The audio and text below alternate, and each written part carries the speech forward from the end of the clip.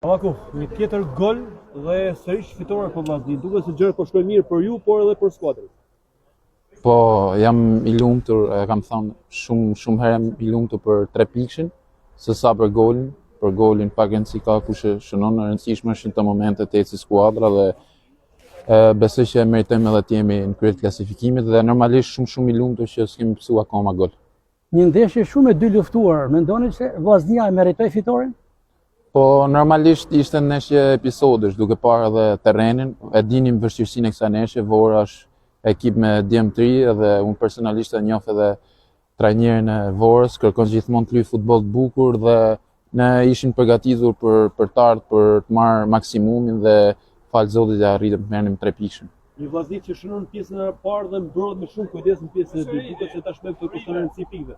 Po, normalisht kur e mendoj duke marrë parasysh dy fazat e parë, fazën e parë më shumë sepse fazën e dytë kemi pasur disi ulje në nivelin tonë, por fazën e parë kemi bërë lojë, kemi prodhu dhe pastaj ka pasur raste që ka munguar edhe rezultati dhe s'jemi treguar cinik. Mendoj që po të kishim pasur të njëjtin vazhdimsi fazë parë, fazë dytë, mendoj që do ishim akoma edhe më shumë pikë para. Them me modesti për duke parë neshjet si kanë shkuar.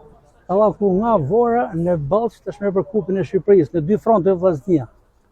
Po normalisht ne synojmë të dyja, Vllaznia gjithmonë i ka synu të dyja, këto si kampionatin, si kupën. Normalisht kemi thonë që t'i marrim neshjet një pas një dhe t'jemi të fokusuar vetëm tek neshja radhës dhe shpresoj që t'japim gjithmonë maksimumin. U larguan nga fusha e lojës para kohë, ndonjë dëmtim serioz apo? Po normalisht kam pas shqetësim që para neshjes me Teutën në hamstring.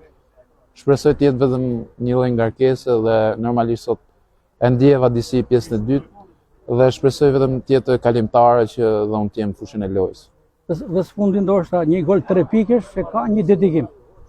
Normalisht, unë ta kam thënë shpesh që për vajzën shkon gjithmonë goli dhe për familjen time. Normalisht sot edhe për tifozat, sepse na kanë mbështet masivisht qoftë në Durrës, qoftë edhe këtu dhe edhe ato kanë meritën e tyre.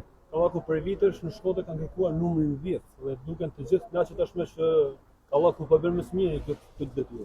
Po, them drejtën, e kam dëgjuar shpesh, unë nuk kam ardhur për të qenë 10 më i mirë historisë apo diçka tjetër, kam ardhur për të qenë vetvetja, për të luajtur lojën time, dihet edhe presionin Shkodër çfarë fanellë është dhe çfarë lojtarë që kanë marrë atë. Unë gjithmonë e them du të jem vetvetja, të jap më të mirën, të ndihmoj skuadrën dhe të arrijm objektivat sepse Vllaznia meriton.